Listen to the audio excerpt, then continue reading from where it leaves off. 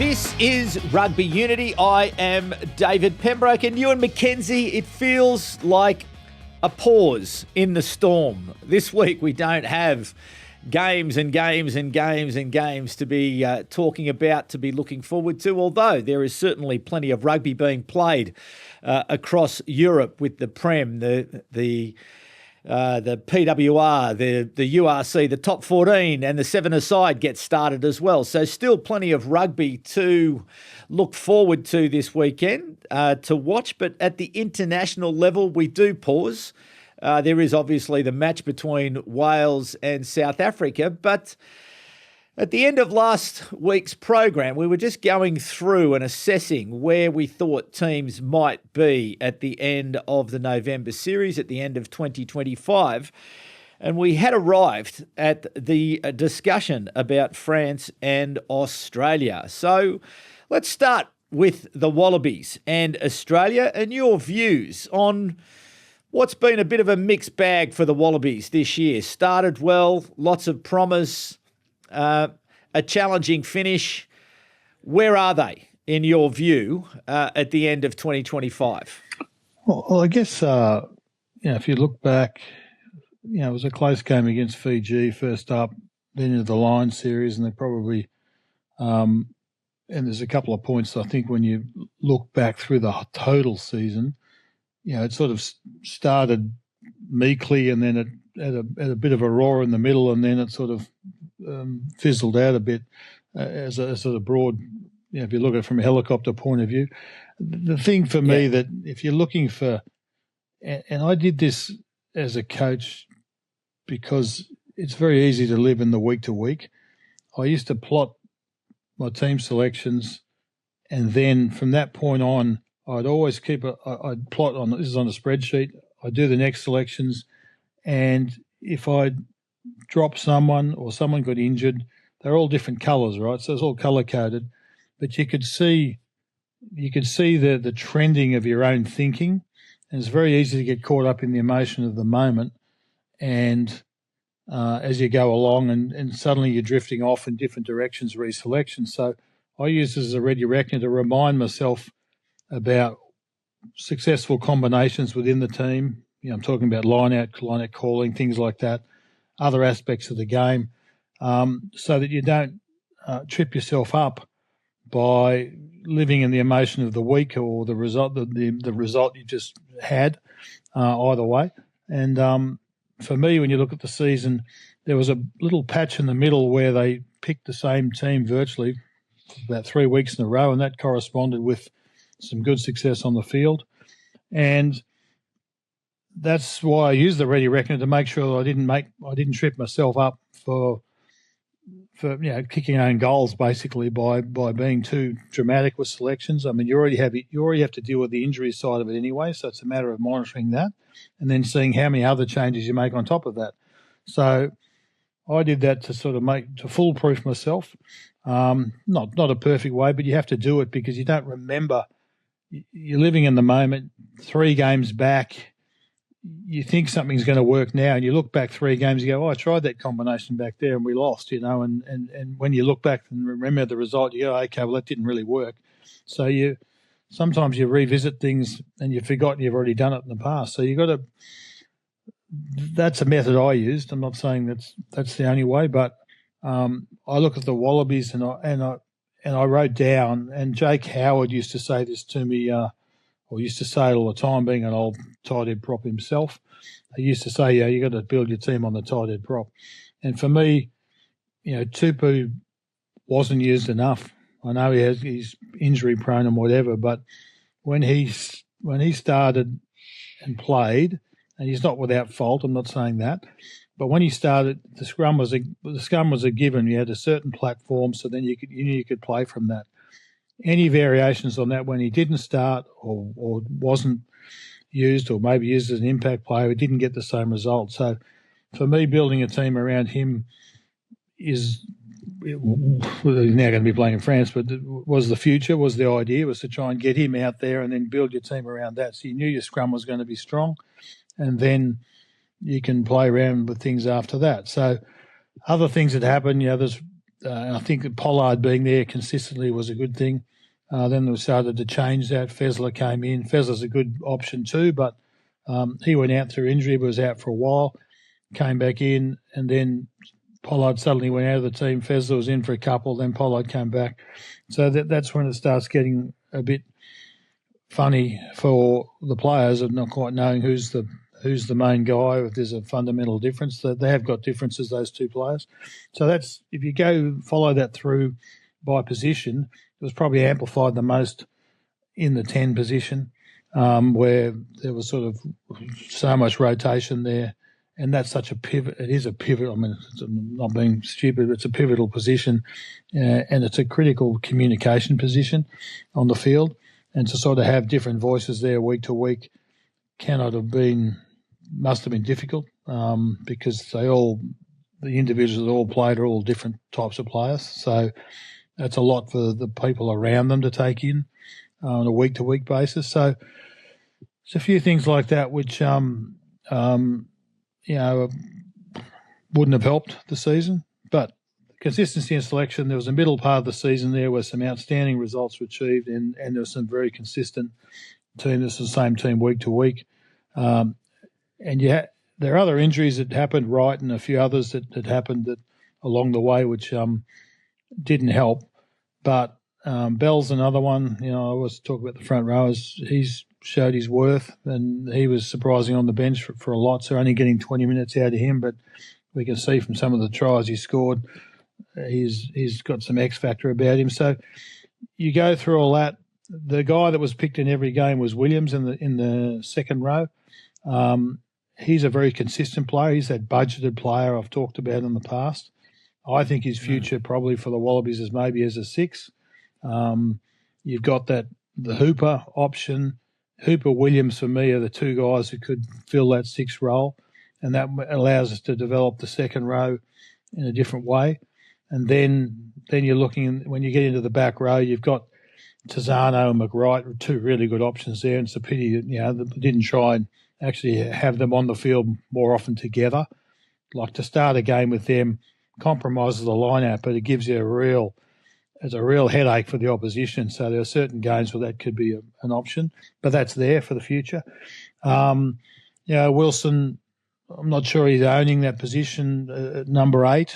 Captaincy, one thing, but in terms of just playing, you've got Valentini, who's a great player. I think we started to see the best of him towards the end. We did at the start, got injured, took a while to come back in, but he's like, for me, he's one of the first guys picked in any year. So you got to think he's going to be there. So there's some questions around that back row, but I think you can build some depth. Like, I'm talking about at least a couple of guys for each position. And you go through that second row, there's a bunch of options, I think, still. And into the back line, halfbacks problematic. They played Gordon there pretty much the whole season. We need to work out our depth in that position, and whether we've got the right setup, and the changing in 10 hasn't helped. Ikitau's been picked in the World 15 at 12.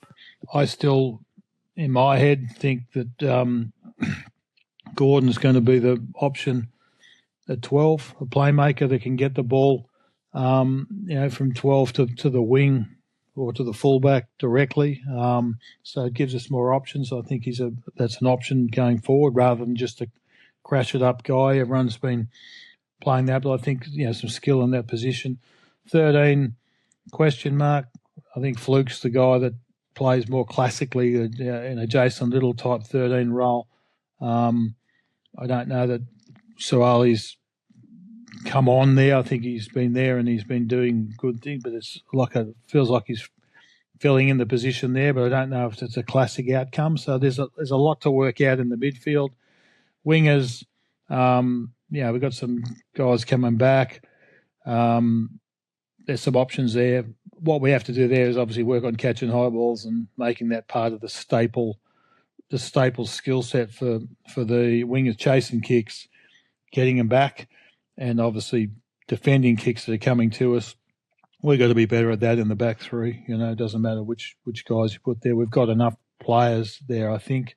We've just got to make sure we're better in that skill set. We've got to make it part of it's got to be part of the training. I'm not saying we've got to trend that way game-wise, but you're going to have to deal with it.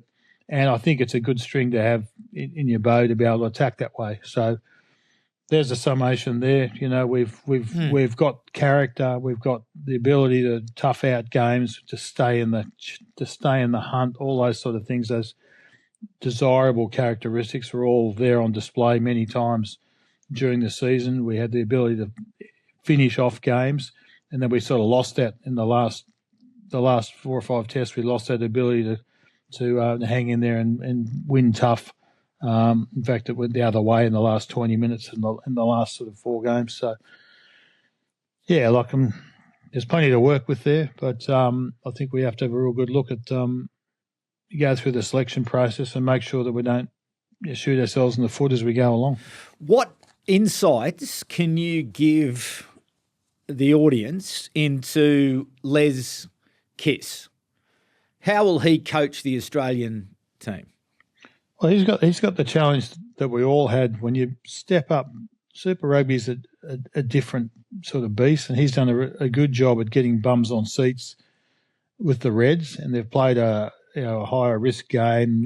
Sort of not basically they've backed themselves to score tries, kicked for touch a lot, didn't take many shots at goal, but expressive in the backs, which is encouraging. So look, quite a good blend, but it hasn't translated into tournament success. It's been being able to win on any given day, yes, but some consistency there. So that's how he's coached the Reds, but I'm not suggesting that he'll coach the national team the same way, because you suddenly got different resources. So the challenge for him is going to be the same challenge we all had. You've got to come in, you suddenly got these other players available to you, you know less about them, and you've got to put together a game style that's going to work in the international sphere. And we've just been talking about the high ball game. That's a feature. The statistics that we were talking about the other day show that the game's lurched in that direction. The contestable kicks, particularly at the back end of this year, has become a big part of Test football.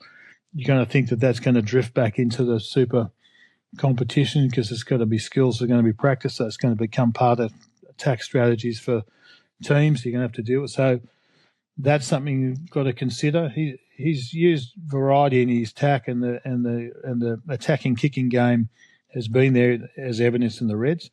So I'm assuming he's going to adapt there. I don't know who his assistants are going to be. That's always the big challenge. I myself came in to the job and had to play the All Blacks in 2 weeks' time. So what do? You inherit people. You bring a whole lot in, then you give yourself 2 weeks just to win a Test match.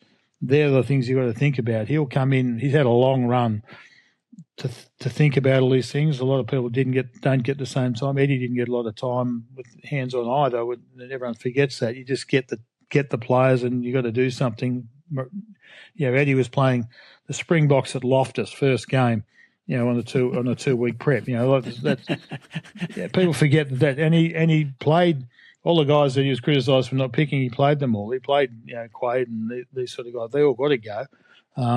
Then they end up changing it. But so you've got a short period of time. The way it's looking now with the Nations Cup, Jay's going to be coaching the first handful of games of that. So it's a bit of a, it's going to be the players that are going to change midstream. So it's a bit there for Les. Les is what's his personality like? How does he conduct himself? He's a measured, chirpy. He's a thinking guy. He's an optimistic, positive guy. So he's good foil for me. I'm like a bit more methodical. He's a bit more upbeat. So he'll be bright and chirpy, and that'll be a positive for the players. The challenge is always trying to get that balance between, it's when you're sitting at the top of the tree and you've got, you've suddenly now got a responsibility to look back down through the super teams and manage that. He'll have good relationships with all those, but he'll be good to having good relationships with the super coaches and all of that. So I think that'll all work pretty well. It's just a matter of working out what the game philosophy is going to be from day one and how quickly you can get to that. But I think that there'll be some excitement in all that initially. So that what we have to then turn that into a game for all seasons, in my opinion. You've got to be able to go and match it in different circumstances. So the flexibility in the game plan is going to be the challenge of trying to get game style and enough depth in players to be able to play the game in slightly different ways, to be able to cope with the types of oppositions we're going to play against. You've got to play against the style of football that South Africa produces. Then you've got the likes of England, and then you've got New Zealand, and they're all subtly different. Argentina, same. So there's a bit in it there. It's not just the super. So you're not the Super Rugby thing is it prepares you, but it's when you're in Super Rugby, you've got the players. You've got a core of players for 12 months of the year. When you're in Test football, you get them 2 weeks, and you got to do something pretty good, pretty quick, because you don't get in too many easy games, So that's the challenge. You got to hit the ground running. And Nations Cup, there's a lot of hard games there. It was well reported at the time of his appointment that the decision was a continuity decision. That that the Schmidt experiment was showing promise and progress, and rather than go to someone like a Ronan O'Gara, a winning coach, a European coach who had experience with the Crusaders, rather than go, elsewhere, to stick on the path of what had been developed by Joe Schmidt in his time as the Wallabies coach. Do you think that's reasonable?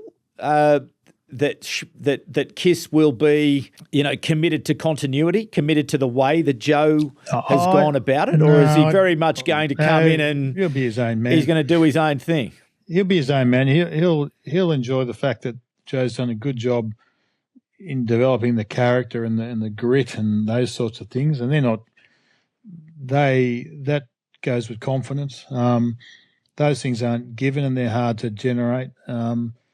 But there's also, doesn't matter who. Les has been able to be an assistant coach with a lot of good coaches, so he's seen a lot, and he'll be quite capable of taking the good and bad out of what he's seen along the way. And he's been at the national level before as an assistant coach, so he knows how it functions at that level, and he'll be prepared. But I don't think he'll be stuck in feeling like he's got to follow on. I think he'll want to take it in his direction. I think that there'll be more expression and more excitement in perhaps in some of the play, particularly in the attack side of it. I think it's been a fairly disciplined exercise, and that's been good for developing resilience and character and whatever. But I think some flair will come out of his coaching. I think that'll be a point of difference. So I don't feel like he's going to be encumbered. I think he'll just be able to try and take the best bits that have been left by Joe, and then add whatever he can. He's not a caretaker guy. He's been appointed to be able to win a World Cup. So clearly we're not where we're ranked and whatever now. There's going to be some heroics required. So I think he'll understand that he's got to do better than what's been going on. That is the point. He has been appointed to win a Rugby World Cup. And when you think about the importance of the home team at the 2027 World Cup, or any World Cup performing well, that brings with it enormous expectation. We saw in 2015 with England that they simply didn't cope with the pressure and the expectation. How does he cope with that? And how big a pressure is it going into a home World Cup? You were the senior assistant coach in 2003. What is it like, and how do you deal with that pressure and expectation? Because it's not only the pressure and expectation of the Australian fans and the Australian community for the team to do well, but it is for the global game, for the team who is the host of the Cup, to perform strongly. Well, there's been different approaches, and if you look, what's generally happened in Australia, there's a transition from Rod to Eddie, but a lot of the setup for 2003, a lot of we had the base at Coffs Harbour and things were so investments were made by Australian Rugby. So some of those things continued on from coach to coach. But they were modified and whatever. But there's also some sort of. So I don't know what the key thing with the World Cup is. People don't realise that you've pretty much got to make your decisions 12 months out. I mean, all teams. The host country offers up. Depending on, as soon as the draw is done, you'll know what the pools are, then the stadium allocation, whatever. So you'll know which part of the country you're going to be based in. Then you've got to start looking at your accommodation, and that's all meant to be even across the teams, even the hosts, in terms of what's supplied. So I think he's got enough time to be able to put his imprimatur on what that's going to look like for the Wallabies in terms of how they're based in Australia. It's not after the fact. So there's some options there for him in that space, but it's going to be, there's a challenge. But I saw a video of him last night. He was presenting to one of the sponsors, I think for the Queensland Reds, about leadership and whatever. And that's a sort of standing up in front of a crowd and presenting. And I think he's got a good demeanour for all of that. I think he'll be personable, and I think he'll be possibly more available from a promotional media side of things. I think that we'll see his personality come through. So I think he'll know that his job is also to promote the game in Australia. I mean, it's not a hands down, lay down misère that we've got everyone watching. We've got to try and get everyone on board, and it'll happen. The Australian public will get on board. They like these sort of things, and that's what traditionally happens. But you still need a face for that, and you still need someone that's happy to get in front of the microphone and duke it out, talk about it, generate the enthusiasm and whatever. And I think he'll be a good guy for that as well. And that creates, it's a time sucker in terms of your time as a coach. So that's where his assistant coaches will be important. And Eddie talked the other day about how many, and there's been a trend to probably having too many. Eddie probably say that himself. I think when he went to the World Cup, he probably had too many, and you end up becoming a manager of your coaches as opposed to coaching. It is difficult as a head coach to do as much coaching as you'd like, that because you are doing these other things. So getting that balance right. So I'm not sure if anything's been said about assistant coaches for Les yet, but there's some really good options out there, I think, and hopefully we'll see what that looks like when he gets in charge. Really good options. Who are they? Well, I think there's some interesting guys coming through. I mean, I think like guys like Ben Mowen is doing a good job at the Brumbies there as a forwards coach. Brumbies? Yeah. So yep. There are other, Cron, there's a few guys around that are doing good things in and around the local scene. So we've got to make sure we look, and by investing in some of those guys, that'll help it brings knowledge from the provinces back in. It creates a pathway, an internal pathway.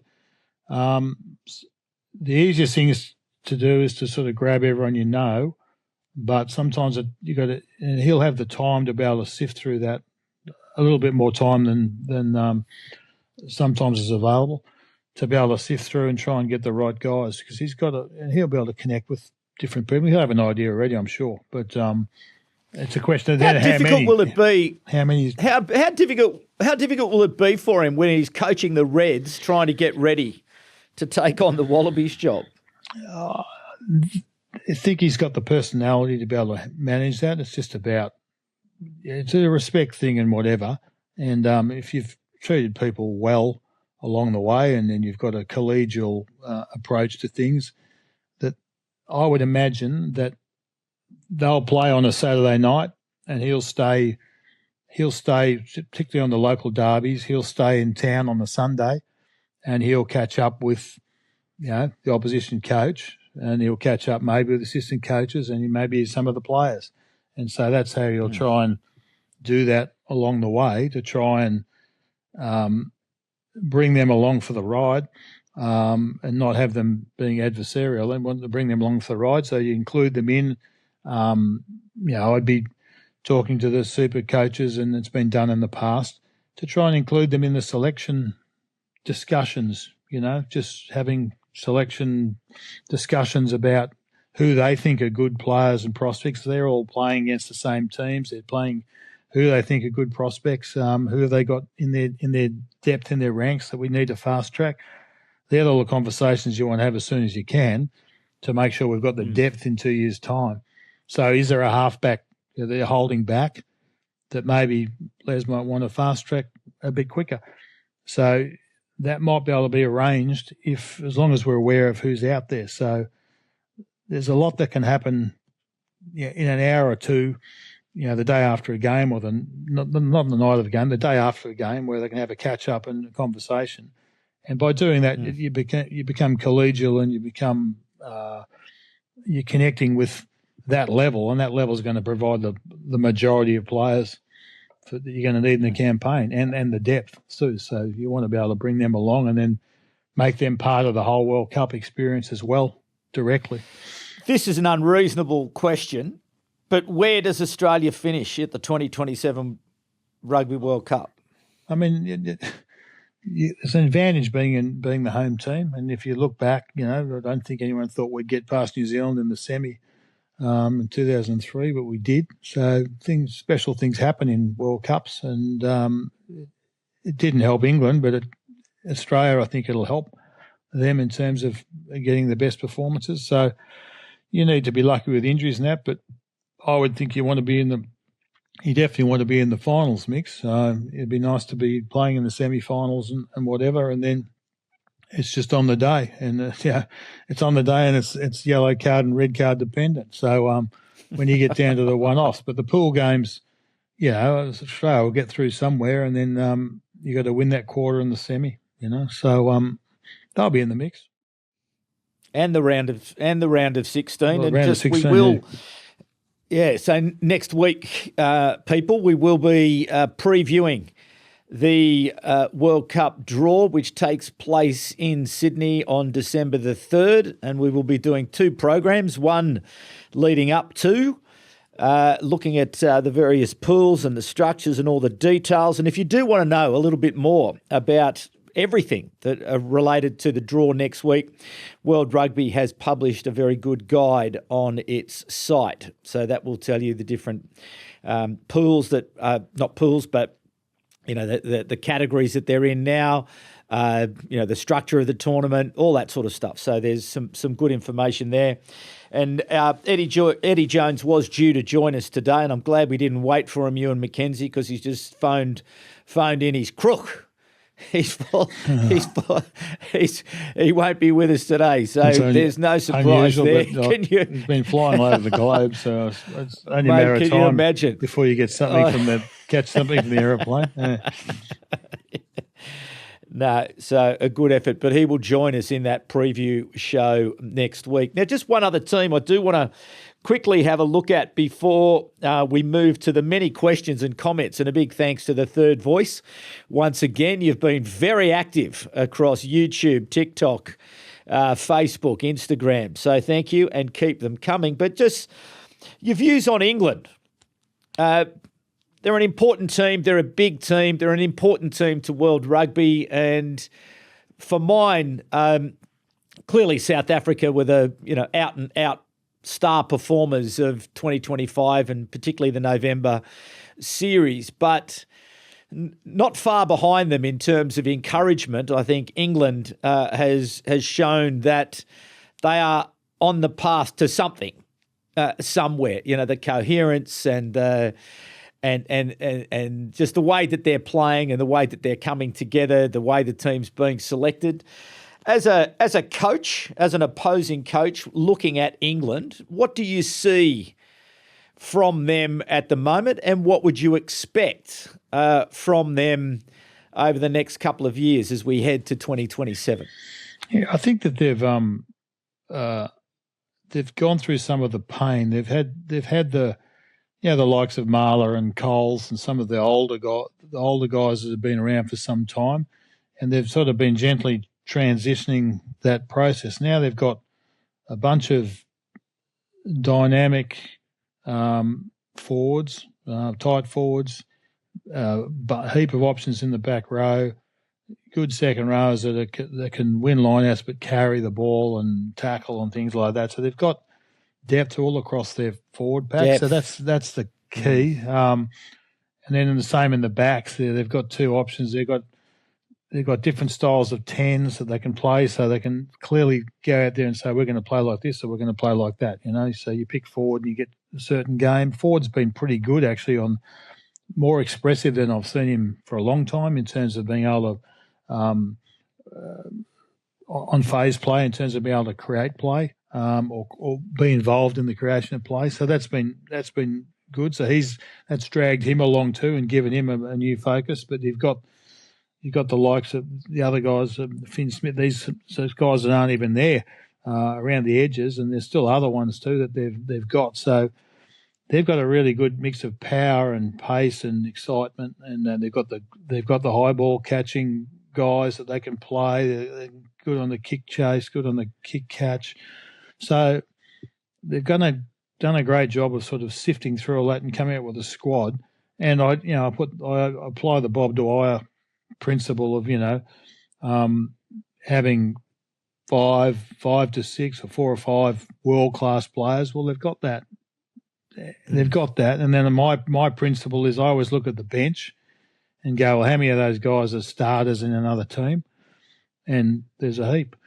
There's a heap of guys on the bench would start in other teams, So both props, they've got back rowers. They've got class everywhere. So they're looking really good.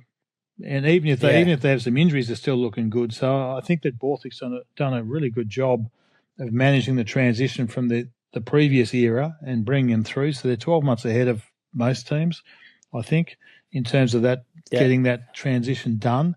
And all credit to him because he was under a bit of pressure 12 months ago.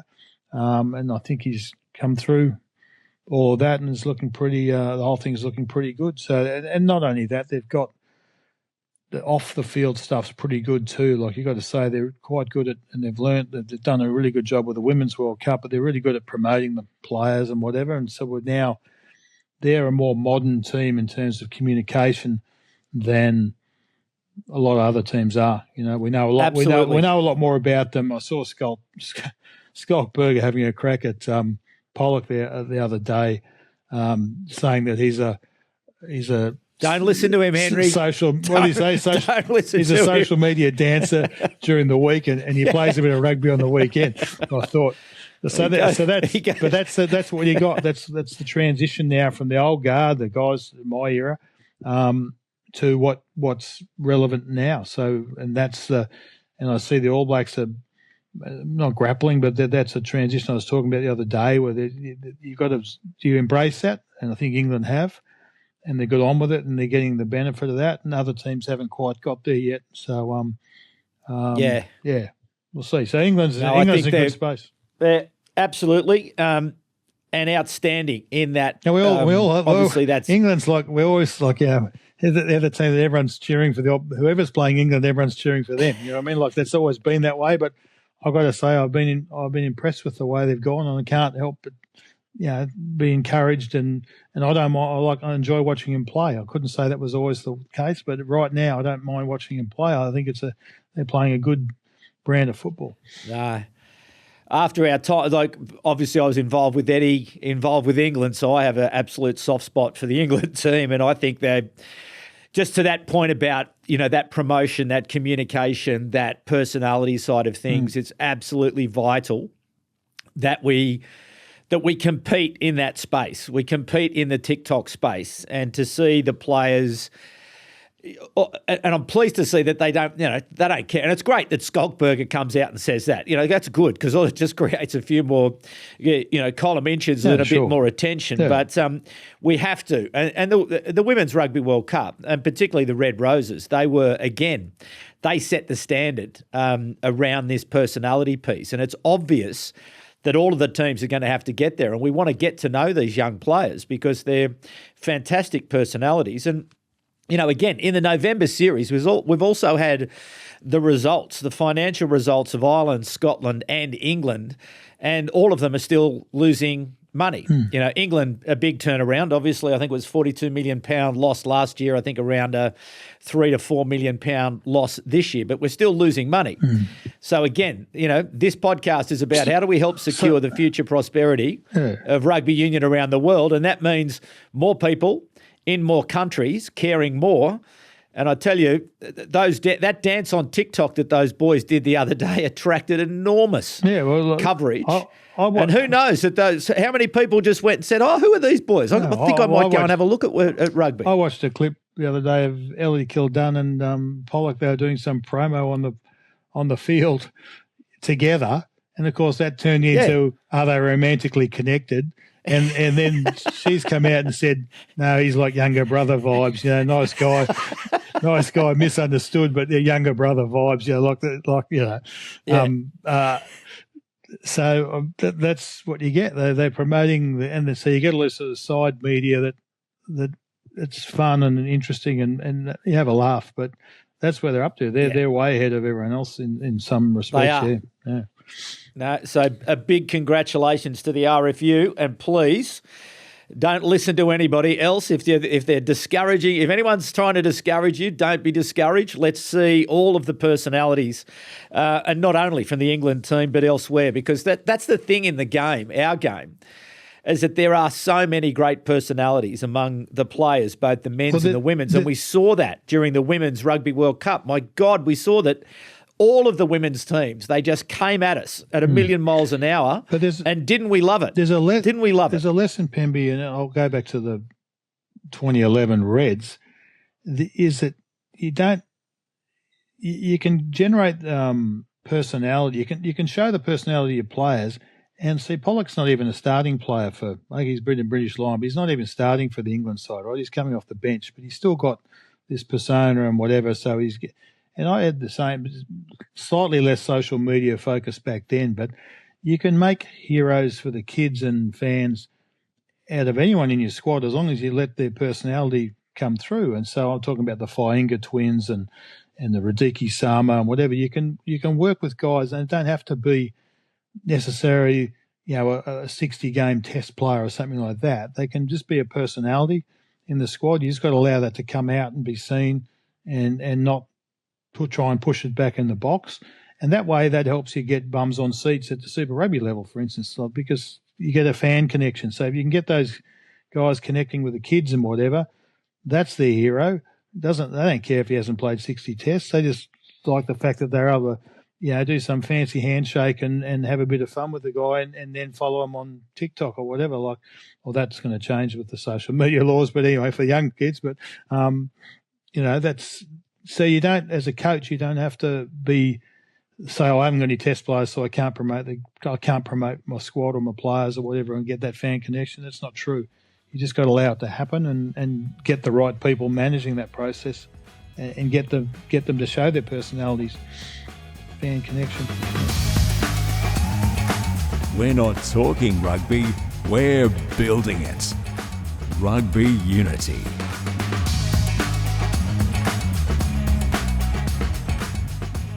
No, has to be a priority. If we're going to turn it around, we have to take the lesson from what we saw at the Women's Rugby World Cup. And again, and probably worth a mention now that Abby Dow, again, one of the England women's players, she's retired at 28 years of age. She scored 50 tries in 59 test matches. She was one of the great personalities of the Women's Rugby World Cup, because she used to crochet these little gifts that she would give to her opponent in each test match. So it'd be a little jersey with their name, with their number crocheted onto them. And she did it in every match, and she also did it for some of the officials at times as well. But she was one of just that personality, and that was her expressing her way of being a part of rugby. And it was just great to see. So anyway, congratulations to her on her career, and also the contribution that she made to the Women's Rugby World Cup. Absolutely outstanding. Yeah. So listen, to the third voice, we will jump to you. Thuns Greenwald on YouTube says, great discussion and pleasantly really impressed with Ewen McKenzie's expert take on the laws and red cards. Appreciate your honesty and objectivity. I am subscribed. Kent Lee on YouTube, hope the groundswell for Link returning to coaching turns into a tsunami. Imagine if Mr. McKenzie is the czar of world rugby, problems all solved. Now, to questions. Moving pictures on YouTube, we never choose refs that are from one of the playing teams in a match to avoid obvious bias. But why don't we ever talk about the more subtle bias that remains for Northern versus Southern Hemisphere team matches? Because Northern Hemisphere and Southern Hemisphere rivalry still exists. What do you think, Ewen McKenzie? Yeah, I think that could have been a thing more so in the past, but I was actually going to talk about this later when we talk about 3 points. I think the north-south thing's starting to sort of merge together. If you look at the rankings and things like that, it used to be a sort of bit of a clear separation. Southern Hemisphere used to dominate, and then occasionally there'd be sort of periods where the North would. But in terms of the rankings, it was that way. But now it's all interlaced, and I think things like the Nations Cup is going to help dissipate that even more in terms of the refereeing side of it. Yeah. It's just more sort of cross refereeing. You want to get to the point really, like in cricket, where the cricket umpiring is there are just guys there and no one ever talks about them. There's rarely controversy, and sometimes it is the same country that's umpiring and whatever in different games. So you see it's just done by, I think they must just have a top bunch of umpires, and they're the ones that do the test matches. So, and no one ever talks about them much, So it's more about the technology issues. So that's what we'd like to get to. I just think that we've got to make it easier for the referees by getting the focuses right, and that's a never-ending battle. We've got to keep recalibrating what's important in the game, and I think that needs to involve as fewer people as possible, but obviously representatives from each of the stakeholder groups. But I think then we can get there. But we're a long way from where we were. We used to just have guys like Derek Bevan and these sort of guys. There was just sort of one-off. Andre the Dog. There was plenty of referees out there but they just got the big games, and it didn't seem to matter. And they just ran it. They ran it, and they didn't need help. They just ran the games, and so I think we're heading back in that direction anyway. I don't think that I'm not thinking Southern Hemisphere, Northern Hemisphere. I don't think there's a bias that way. I just think that we've got to get a focus on which parts of the game we want to referee and which parts we don't. And I think that's the problem. I think there's mixed messages. France, as we say, are now focusing on scrum feeds. Well, the French referees that come into the test match arena will obviously have that in the back of their mind, be more interested in that. So that's where we've got to try and get the calibration right amongst them all. Eddie Jones' idea of centrally contracting the referees rather than them coming from, Australia, New Zealand, Ireland, England, wherever, World Rugby taking on the responsibility to select perhaps, the top 15, 20 referees, centrally contract them to World Rugby, so they're World Rugby referees. And I think that's a great idea, and I think that's what the ICC and the cricket does, is that they're not from Australia, India, Pakistan, wherever. Yeah.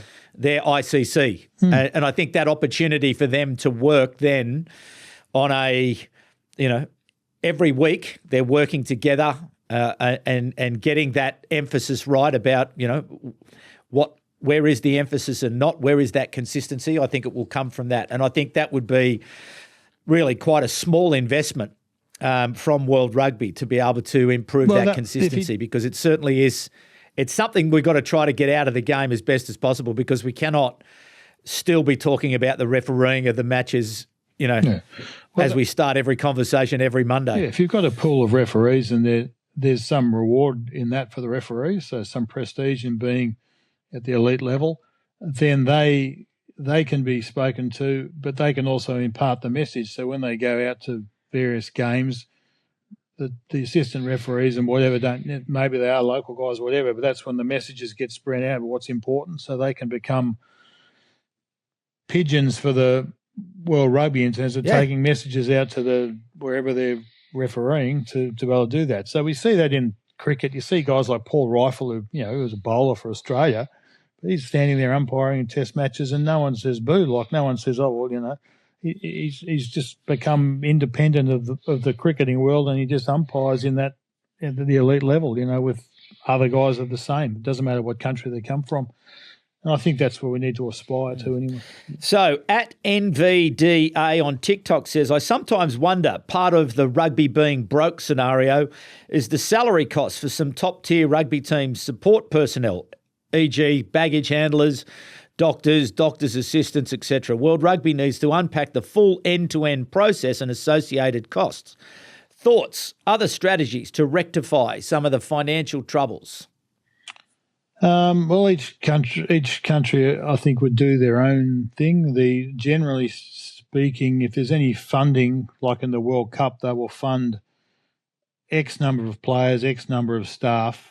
So if you want to do more than that, you've got to fund it yourself. So that's the same in the competitions like Super Rugby. There's X number of plane seats, X number of hotel rooms, whatever. So anything you want to do above that is a financial decision for the domestic or for the provincial union or the domestic union. So there's financial accountability and responsibility at every level, and you've got to actually take time to understand that if you multiply it out, and I did all this stuff, so if you multiply out and have extra people and extra meals and things like that in a hotel and you stay in a camp, if you have a camp for a week, it's easy to rack up $100,000 or $200,000 worth of spend on hotel rooms and whatever. So you have to think about, when you see, and I've seen this year, it's when you watch Test matches and you see, I don't know, you're in New Zealand and you're watching Australia play New Zealand, for instance, and then you'll see 10 players there in suits that weren't involved in the 23. Okay, well, there's 5 hotel rooms. There's a bunch of meals that go with that. Someone's made the decision that to have them there is important. It's an important cost, but there's probably 20 or 30 grand's worth of costs there over 3, 4, 5 days, plus the plane tickets, et cetera, et cetera. So they're decisions that someone's got to make, and it's easy to run up a bill. There's no question about that. So you've got to be looking. So squad size is critical, and the World Cup will cap that. So that tournaments will cap it. It's the additional spend that unions have on top of that, and that's where they have to be financially responsible, and that's where the coach has to front up and have that conversation with the accountant and the CEO, saying, yeah, it's really important for me to have these extra players there or extra staff because of this, and this. Okay, well, that's fine, but that's going to cost across the season $500,000. Okay, so it's a decision that gets made. Is that $500,000 better spent on your local club comp? They're all the decisions that need to be made, and you have to be acutely aware that just whacking another couple of players into a camp or something like that has a cost. The hotel, multiply it by 7, multiply all the 3 meals a day by 7, 21 meals by 2. There's you suddenly at you rack up the dollars real quick. So every hotel room, every extra player, every extra staff member you have in a camp or in on tour has a big cost. But that's not the coach's problem, is it? Doesn't the coach just want to be able to have whatever the coach needs? When I was coaching, I was acutely interested in all of that, because when you can't just go there and coach to the detriment of everyone else. I, as a national coach, felt responsibility for the Super Rugby level and the club level, and every dollar I spent was, is this the best way to spend the dollar? And I'm acutely aware that there's not much money to go around. We know the pot's not finite, so you have to be conscious of that and make sure you just don't make. The easy decision is to not make decisions about, let's say, players, right?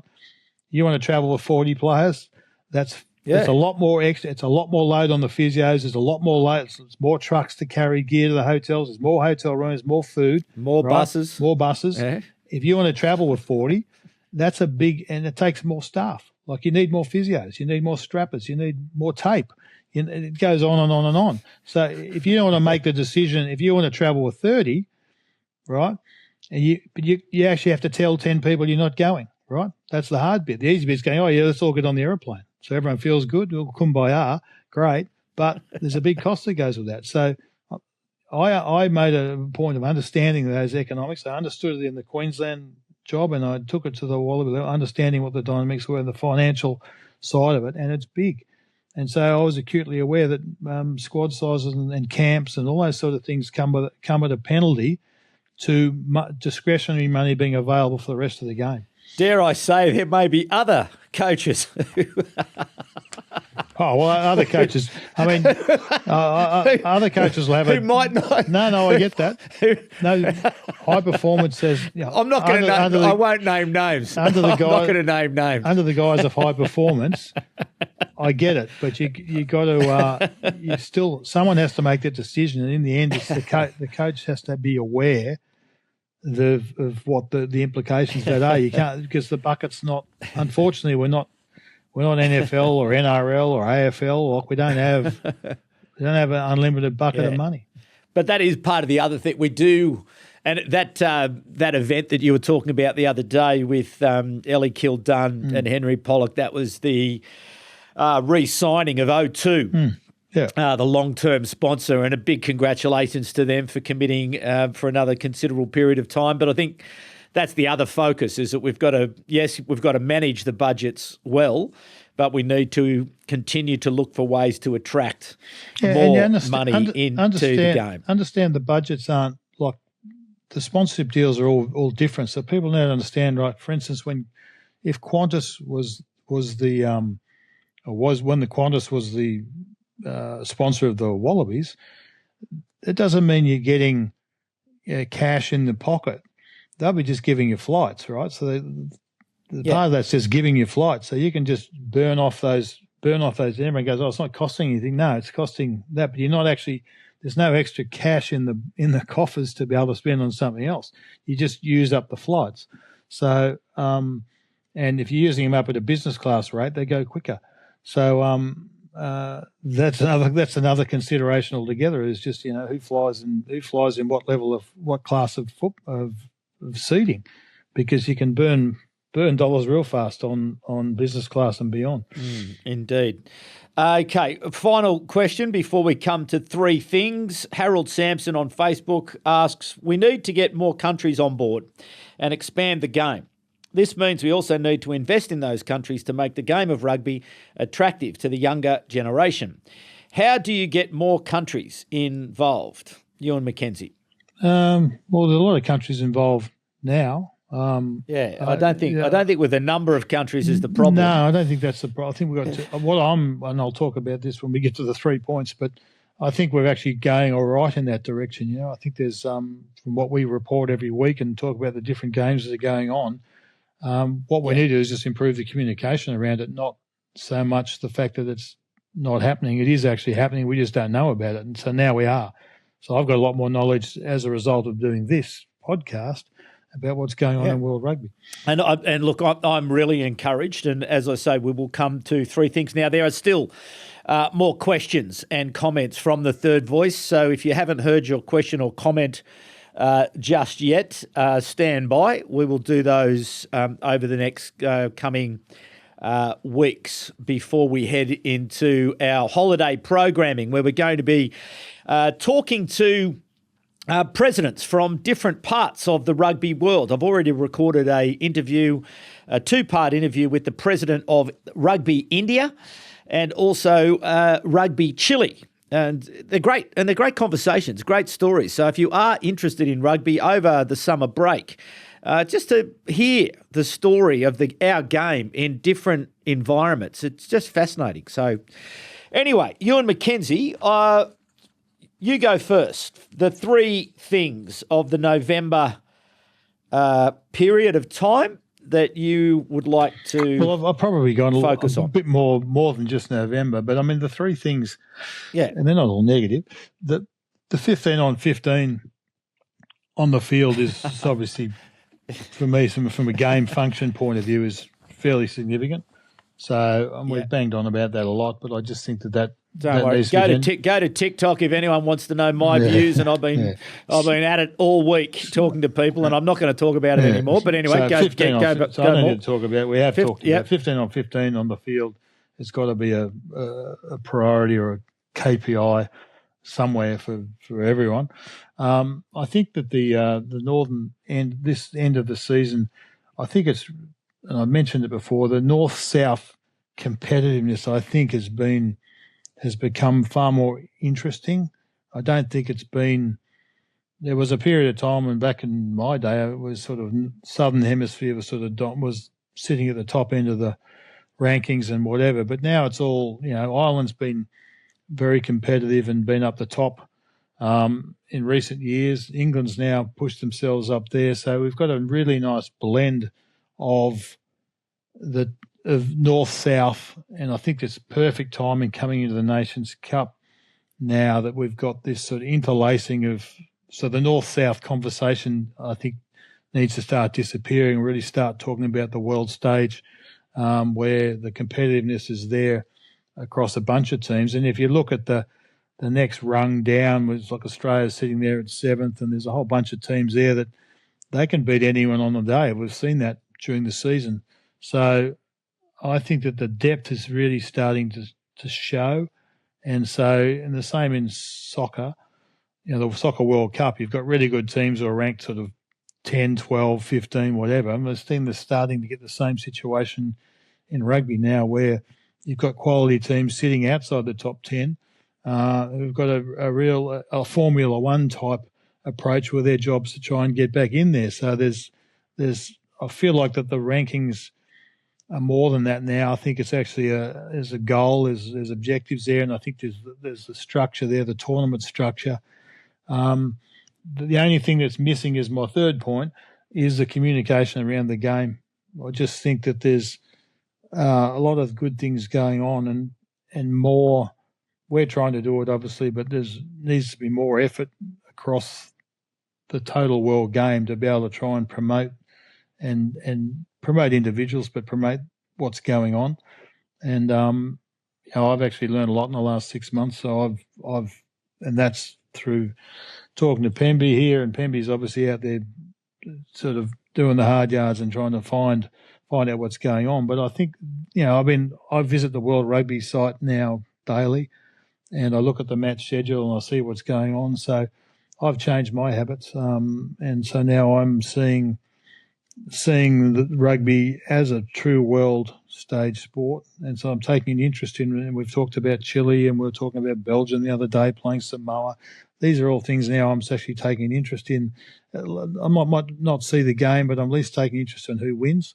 And so that's a good thing. That's my journey's already improved in the last 6 months. So if everyone can do the same and take a genuine world interest perspective on what's going on, and then we can get the World Rugby communicating, so telling us about what's going on better, more in real time rather than in sort of theatrical. We'll come back to you in 6 months' time on that topic. We need to be able to deal with in real time, like that's how the world works now. So I think that's getting that communication piece right. And we just talked before about the social media, embracing that from a promotional perspective rather than sort of trying to keep it out, taking England's approach and trying to promote the game in a true modern way. I think they're all the things that need to happen, or need to continue to happen. Yeah. Well, it's interesting. My three are pretty well lined up with your three, because I make the point that South Africa are clearly well ahead at the moment, and everybody has to chase them down on the field. Well, off the field, I think England are ahead, as they demonstrated through the Women's Rugby World Cup, and the men's team are starting to show it more, and some of the content they've created over the years. So it should be the same pursuit. Everybody else needs to be having a look at what England's doing in terms of that communication piece from their point of view, and we need to sort of meet that standard as best as we possibly can, because we're not doing enough, I don't think, in that space. To your point about that greater interest around not just the top tier and the top tier coming together. I think one of the big highlights for me is this Nations Championship that was announced in November. I think that will be a game changer for the sport. It really gives us huge interest next year. But not only the Nations Championship, and a pat on the back to World Rugby also for this World Rugby Nations Cup, which is Canada, Chile, Georgia, Hong Kong, China, Portugal, Romania, Spain, Tonga, Uruguay, USA, Zimbabwe and Samoa, who are the balance of the teams who will compete at Rugby World Cup 2027. They will play in a competition called the World Rugby Nations Cup next year. Now, again, that gives us the opportunity to see some of these emerging players, like some of the outside backs from the Chile team who played against Italy the other day were stunning, and you're seeing it in the Spanish team, the Portuguese team. There are really, really talented players in these teams, so we're going to get to see them a bit more. We're going to get to know them. So by the time everyone arrives in Australia by 2027, that will have taken place as well. And it wasn't announced in November, but the World XV for the women next year, another tournament where we get to know these marvellous, these stunning female athletes who are playing women's rugby. We get to see them in competition. So I think that's been a great thing. And also just on the seven-a-side gets underway this weekend, the remodelled seven-a-side, Dubai, Cape Town, Singapore, Perth, Vancouver and New York for the top tier, and you can watch that on Rugby Pass. Actually, Ewen McKenzie, just as a question, sevens is a pathway to elite rugby. What's your views on seven-a-side as a legitimate and genuine pathway to? Look, I think it's been. It's a bit of a mixed bag. I think it's been like New Zealand used it as an opportunity to put players in there. They weren't, I guess, All Black ready or whatever, but they put them into that program to try and condition them and whatever and get them up to speed. So there's been some transition there, not as much as you think. Carter was one. Leroy Carter. Yeah, but there's not. I don't think there's as much transition as you would like. It is a different game. I mean, there's obviously the core aspects are the same, but it is a different game, and we've seen that. Like the likes of Michael Hooper and that, he couldn't. The guys that went to try, Caleb Clark's another one. They all tried to get into the Olympic programs and didn't make it. So we've got to accept the fact that it is a different game, and so. It's not just as simple as just jumping between the two. I think there's it's just a fundamentally different game, even though it's got the core principles the same. So I don't see it as a genuine pathway. I see it as a niche option that it's done better if it's done better by players that are focused in that space, as opposed to players just trying to jump between the two. Well, and it is an Olympic sport. The Los Angeles Olympics in 28, and I don't think I'll ever forget the seven-a-side at the Paris Olympics. Sat as it did. Before the games actually got underway, it was packed. I think there were 6 sessions, all full, and it was compelling to watch. No, it's got its own space. Anyway, it's got its own identity, its own space. I don't see. I see it as in its own space, not stuck in a pathway to 15-a-side. But and with the sevens this weekend, it's not only on Rugby Pass TV in different parts of the world, but it is elsewhere as well. So again, it's building that engagement. But while giving World Rugby a bit of a tap on the back and congratulations around the Nations Championship, I would get back to this communications piece. We need to be more agile. We need to be more communicative. We need to be talking more. We need to be taking the space as best as we possibly can, good, bad or indifferent, but saying nothing doesn't really cut it in this day and age. So we've really got to be a lot more proactive and getting out and about, being, let's get after it. Let's be responsive and let's be out there and let's show the fans the respect of... That's right. They need to function in real time. They've got to get beyond past habits and just function in real time, deal with things in real time. And it's changed, and change is always difficult, but some encouragement perhaps to do that and to get on. And I am hoping that we will be able to secure a conversation with the chairman of World Rugby, Brett Robinson, for a look back on his first 12 months as chair. And to answer the questions of Eddie Jones, Ewen McKenzie and myself, and to have a longish conversation as we unpack it, inside this remit that we've sort of given ourselves as to, this podcast has one very simple purpose, which is how do we help secure the future prosperity of rugby union around the world? And it would be good to be able to sit down with Robbo to get his views on what has no doubt been for him a very busy year. But he is in Dubai, and I think there is some news to be announced in Dubai. Not only the Sevens getting underway, but stay tuned for some big news out of World Rugby, and I'll just leave you with that as a teaser. So, Ewen McKenzie, we're back next week for our big preview show for the World Cup draw early next week, and that will be of great interest. Obviously, the main game from a rugby point of view, although it's Wales versus South Africa. What are your views about, there's a lot of people that seem to be reasonably unhappy about this game, that it's really a money game. There's not much to it. There's a lot of players unavailable for Wales. There's a lot of players unavailable for South Africa. But, my God, have you had a look at the South African team that they'll be able to put on the field? They could have 30 people unavailable and still put a team there. It's a good side. They've got the spine of the team's good. We've got Visa there and Sasha and these sort of guys. So they've got it. They're not leaving it to chance. It's a bit of a hybrid team from there. The selection up front's more like what they used against Italy, and then you've got some their key players in the spine of the team. So that's a pretty good South African side. So the problem with this extra game, it's either been at either end of the tournament. It's always been there, and in the end, there's a lot of coin that goes with it. So depends on what you're spending your money on. As I said, if you want to travel with big squads and whatever, you got to find the money somewhere. And also, I think Wales sort of are still moving through this huge transformation and change. And I think all we can do is wish them all the best as they sort of negotiate this very difficult period for them.